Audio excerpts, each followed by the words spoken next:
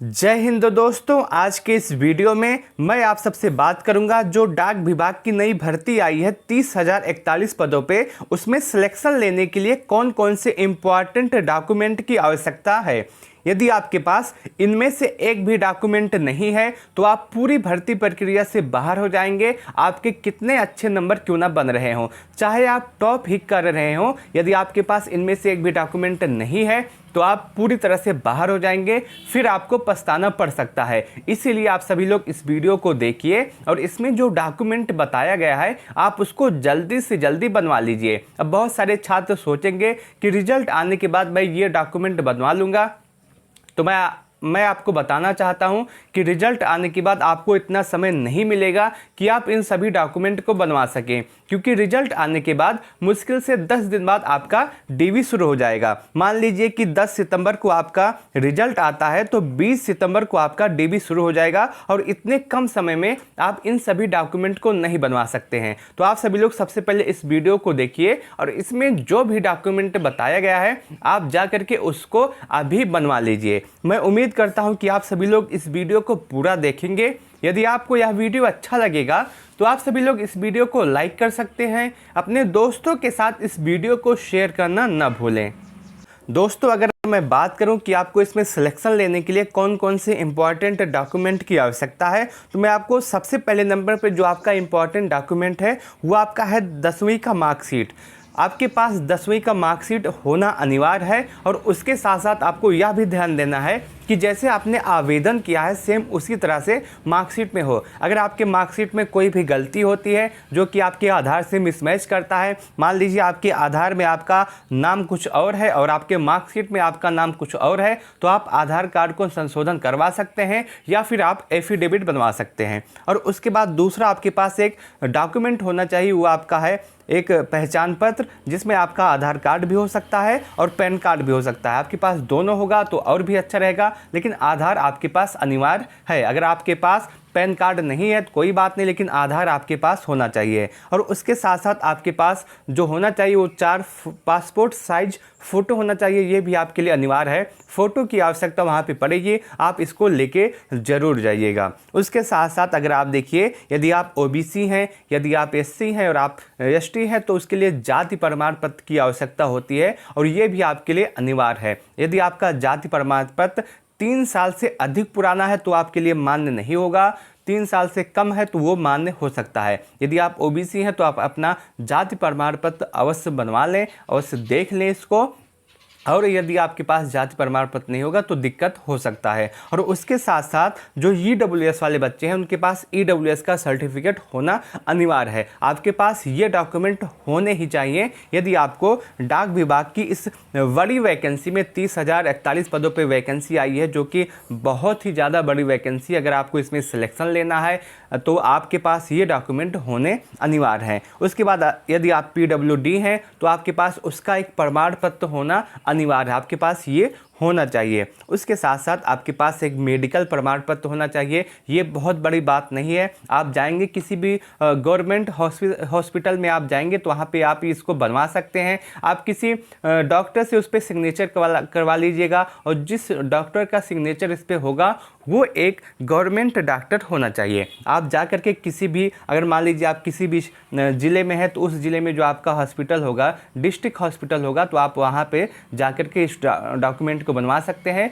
और डॉक्यूमेंट के साथ साथ जो आप बनवाएंगे उसमें जो आपका हस्ताक्षर होगा, जो सिग्नेचर होगा, वो एक गवर्नमेंट डॉक्टर का ही होना चाहिए और मोहर भी उसी का होना चाहिए। तो बड़ी बात नहीं होगी, इसमें आपको बनवाने में 1 दिन से भी कम लगेगा। आप जाएंगे तुरंत आप कह देंगे तो वो आपको एक लेटर दे देंगे, आप उसमें अपना नाम वाम लिख करके थोड़ा सा चेकअप करवा के बनवा सकते हैं। कोई बड़ी बात नहीं है, कोई भी बड़ी आवश्यकता नहीं है, लेकिन आपके पास ये डॉक्यूमेंट होने चाहिए। आपको इसके लिए वहाँ पे रोका जा सकता है। यदि आपके पास मेडिकल प्रमाण पत्र नहीं होगा तो आप बाहर हो सकते हैं, इसीलिए बिना विलम्ब किए आप जाकर के इस मेडिकल प्रमाण पत्र को बनवा सकते हैं। बहुत ही आवश्यक डॉक्यूमेंट है आपके लिए और इसमें ज़्यादा समय भी नहीं लगेगा, ना ही इसमें आपको एक भी पैसा लगने वाला है। उसके बाद आपके पास होना चाहिए जो आपने आवेदन किया था उस आवेदन का एक फ़ोटोकॉपी होना चाहिए। मान लीजिए जब आपने ऑनलाइन आवेदन किया था उसमें आपके पास एक प्रिंट आउट निकला होगा, वो प्रिंट आउट आपके पास होना चाहिए। अगर आपके पास प्रिंट प्रिंट आउट नहीं होता है तो उसमें जो आपका रजिस्ट्रेशन नंबर था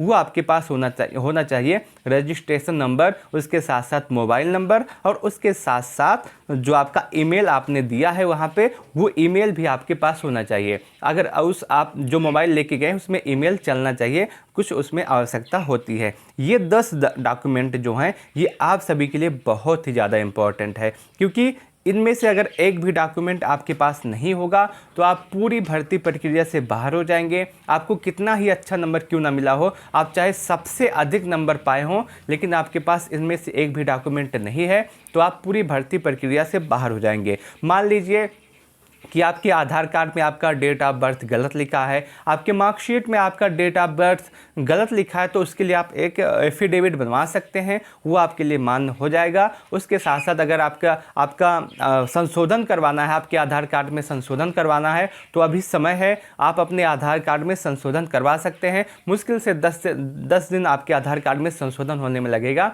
अगर आपका आधार कार्ड और आपका मार्कशीट अलग अलग है तो आप इसमें आधार कार्ड में संशोधन करवा सकते हैं। अगर आप मार्कशीट में संशोधन करवाने जाएंगे उसमें बहुत ही पैसा लगेगा और उसके साथ साथ बहुत समय भी लगेगा, लेकिन आधार कार्ड में संशोधन करवाना आसान है, इसलिए आप आधार कार्ड में संशोधन करवा सकते हैं। कोई भी गलती है तो आप वहां पे संशोधन करवा सकते हैं। बस आपको इसी 8 डॉक्यूमेंट की आवश्यकता होगी। आप इस 8 डॉक्यूमेंट को, असली वाला जो डॉक्यूमेंट है आप उसको भी ले जाइएगा। जो आपका मूल प्रमाण पत्र है आप उसे लेके जाइएगा। उसके साथ साथ 2 फोटो कापी इसका करवा लीजिएगा। जैसे आपका 10वीं का मार्कशीट है तो 10वीं का जो असली वाला मार्कशीट है आप उसको लेके जाइएगा और उसके साथ साथ इसका 2 फोटो कापी करवा लीजिएगा। उसी तरह आप आधार कार्ड को लेके जाइएगा या पैन कार्ड को लेके जाइएगा और उसके साथ साथ इसका 2 फोटो कापी करवा लीजिएगा। जितने भी डॉक्यूमेंट है आप उसको असली वाला डॉक्यूमेंट भी ले जाइएगा और उसके साथ साथ 2 से 3 फोटो कापी करवा के लेके जाइएगा, जिससे जाकर के वहाँ पे आपको परेशान ना होना पड़े। बस आपको इसमें सिलेक्शन होने के लिए बस यही 8 डॉक्यूमेंट की आवश्यकता पड़ने वाली है और जितना जल्दी हो सके आप इस डॉक्यूमेंट को बनवा लीजिए।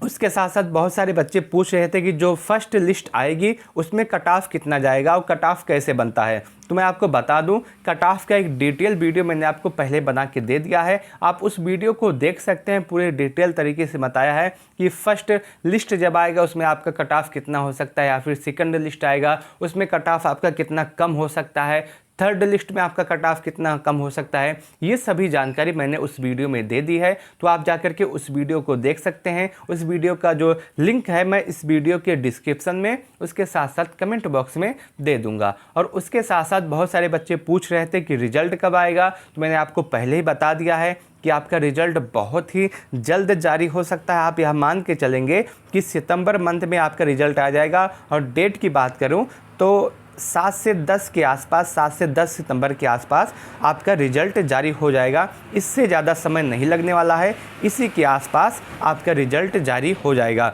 7 से 10 सितंबर के आसपास आपका रिजल्ट आ जाएगा। मैं उम्मीद करता हूं कि आपको यह जानकारी अच्छी लगी होगी, आपको यह वीडियो अच्छा लगा होगा। यदि आपको यह वीडियो अच्छा लगा हो तो आप सभी लोग इस वीडियो को लाइक कर सकते हैं। यदि आपके मन में कोई डाउट, कोई सवाल, कोई कन्फ्यूजन रह गया हो तो आप कमेंट सेक्शन के माध्यम से हमसे पूछ सकते हैं। मैं आपके प्रत्येक कमेंट का जवाब अवश्य दूंगा। इस वीडियो को लास्ट तक देखने के लिए आप सबका बहुत बहुत धन्यवाद।